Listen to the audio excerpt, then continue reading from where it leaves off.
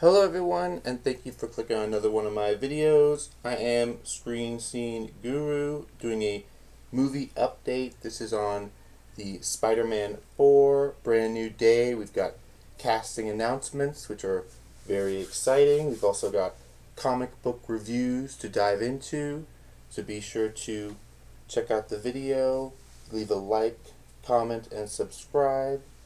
So let's go on into this. Alrighty.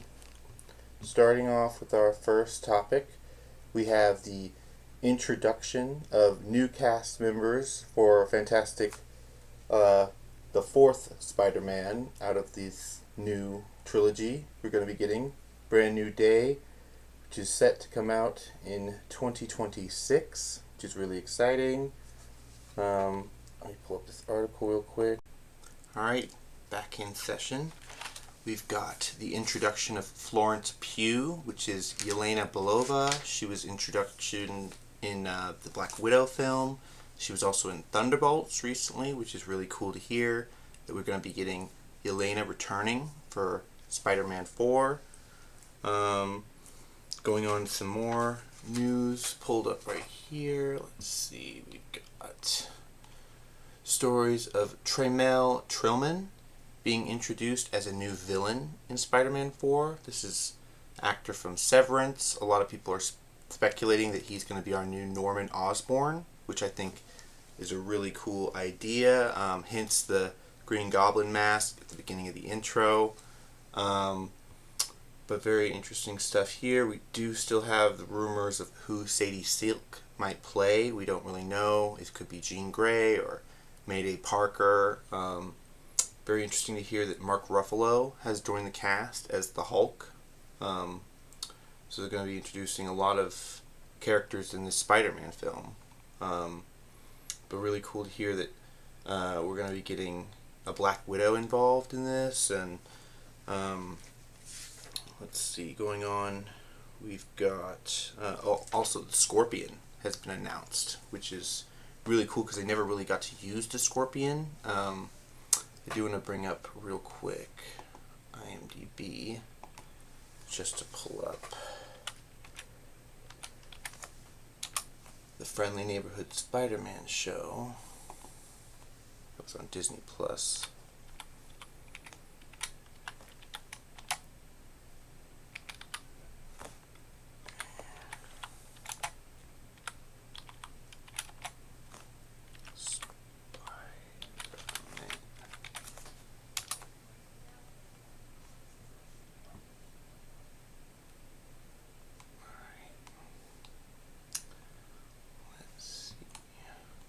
Disney Plus.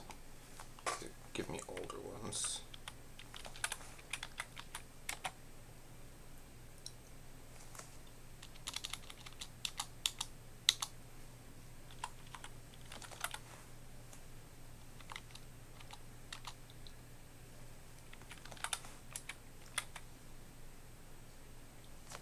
Okay, let's see. Spider-Verse. We've got Spiderman Brand New Day. Italian Spider-Man. Let's see all results. Because we want the TV series.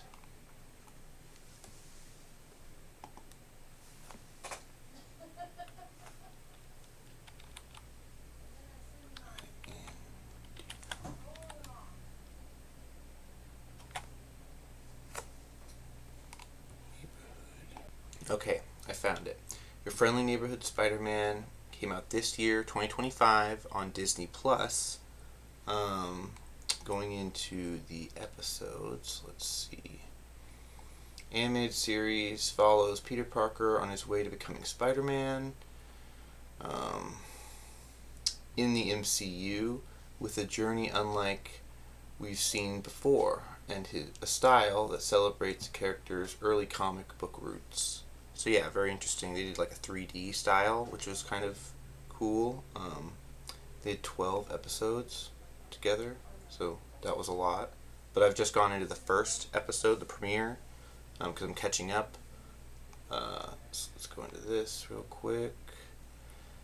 Amazing Fantasy. Yeah, so which is really cool for the title. During high school orientation, Peter's life is forever changed. A new era of Spider-Man begins here. So this was introduction of Doctor Strange in the episode, and Venom, and of course the spider that bites Peter Parker.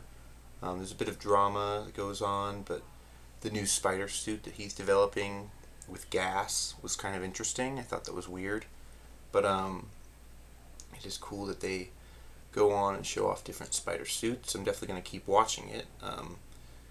But interesting premiere with, the end of the episode shows off Norman Osborn, who's clearly different from how we recognize him. He's posing as a Tony Stark type to upbring Spider-Man, so that's very fascinating. I wonder if they'll go into this plot in the new movie. It seems like they might. But what do you guys think about this? Have you guys watched Your Friendly Neighborhood Spider-Man yet? Let me know in the comments down below. Just going on to some more TV picks real quick. I recently rewatched the first episode of Peacemaker, which is really good television for HBO Max original. They put that right in the beginning to show you the quality. So that's really cool. Picking up where 2021's Suicide Squad left off, James Gunn created series continues the saga of Peacemaker, a compellingly vicious supervillain who believes in peace at any price, no matter how many people he has to kill along the way. Going on with, after his encounter with Bloodsport, Peacemaker soon discovers his freedom comes at a cost. He's requested by agents Harcourt and Kalmson to Tech and Tactics, Economos, and a new recruit, which is Adebayo, which you find out is Waller's daughter. So that's really cool. Off the book mission, codename Project Butterfly. So for those of you that have watched the series, it's pretty cool. I've got the first disc in the player, but I'll show you. Second disc has Eagly on it, and I can do a reverse cover, which I know Dieter likes those, and Saarbrücken. If I can get the plastic to hold it right.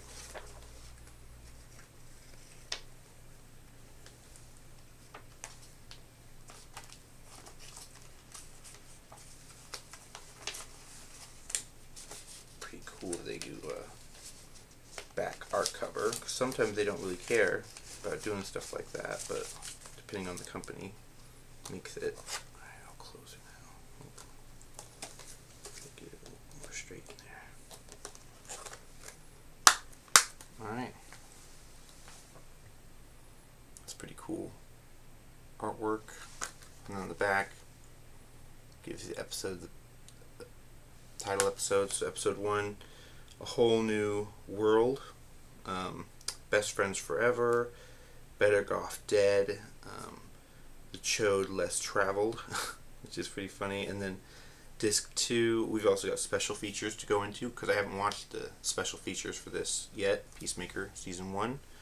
So they have the Making the World Safe for Violence, Peacemaker's Team, Bad Daddy Issues, Search for Inner Peace, Peacemaker Under the Helmet, 7 Project Butterfly Team, Member Breakdowns on set with Steve Agee, dramatic comic book readings. So yeah, pretty cool.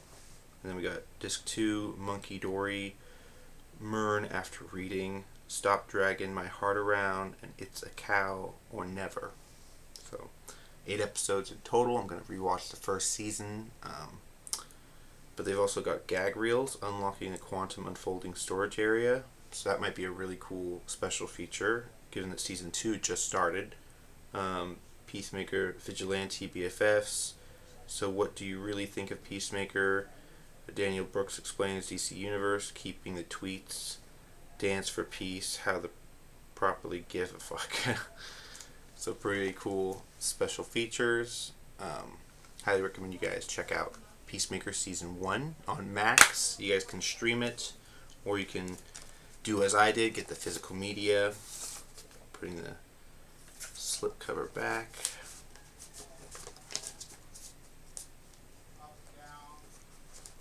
yeah, pretty cool first season. Probably some of the best DC animated or live action television they've made. Going into some of my comic reviews, I've got Action Comics Superman. This is him traveling the world, traveling through time actually, which is pretty interesting. Get to see him fall back to the earth like an asteroid and making friends with dinosaurs, which is pretty cool. I kind of wish if Warner Brothers and Universal wanted to do a crossover, they could do Jurassic Super.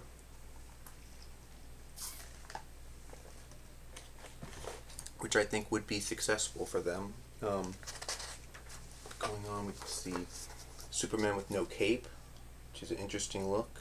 Him flying around 65 billion years ago. We also get to see him, survive the moonlight out at night, frolicking with dinosaurs, making comments about how it has less craters in it than his time. So he's recognizing that things are different where he is. We get to see Perry White and stockholders reacting to the board of Luthor Corp losing money, losing investments, as Lex is currently in jail. We get to see some more Kal-El, the last son of Krypton, frolicking for something to eat as his dinosaur friend munches on a big bug. He goes for something with more substance until he hears someone from 20th century Earth calling out for help, which is very interesting. He rushes over to save them, as Superman does. And this is where we get the iconic art cover in this fight right here, which I love. They go back to the iconic art covers, and this is where we get to find out where the man from the 21st century has come from. He calls him Kronos, and he explains that using an Enterprise probe the past to recover lost natural resources, but his efforts were misunderstood and thwarted by the Blue Beetle, which caused him to be stranded in the past. So I thought that was really cool. Kronos and the Blue Beetle had fought before, and he was abusing history by going back in time and mining rare earth minerals, precious minerals. We get to see Superman's journey through his time, meeting the Legion of Heroes, going back to 1940s and stopping the Nazis from acquiring nuclear power. And then he also went into the future to stop a living amoeba from entering our galaxy. So a lot was going on, of course, and then he went backwards through time, and Kronos was setting him up with this machine to help him travel. But of course, it was all a ruse. His face shield went down, and energy was being zapped from Kal-El's body as he began to melt through the lead plate, realizing he was not being truthful with his word. Kal-El destroyed the machine, which led him to travel further into the future, but not exactly his time. He had to wrestle with the Elephant, the big creature back in the day.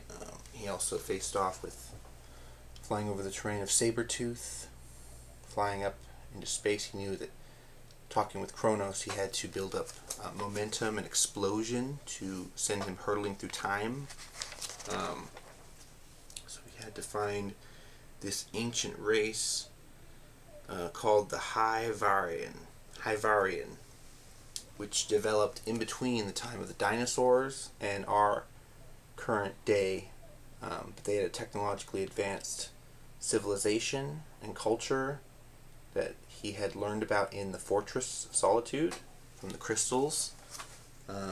He also went right underneath their rocket ships as they were about to deploy, because the Hivarians had to migrate to space.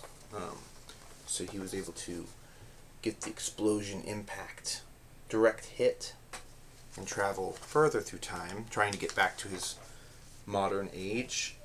But of course we end off with the ships take off.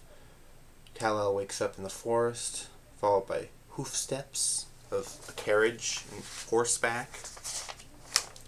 And they're discussing a large party that's going to happen in Camelot, which of course is connected to the Round Table and Arthur, magic, which we know Superman is invulnerable by. And they mentioned throughout the comic his suit was changing color by the amount of radiation he was absorbing. It was originally blue and red, and then it would change to black and red, and then by the end of it, it seems to be black and green, which is very fascinating. But a nice look for Superman.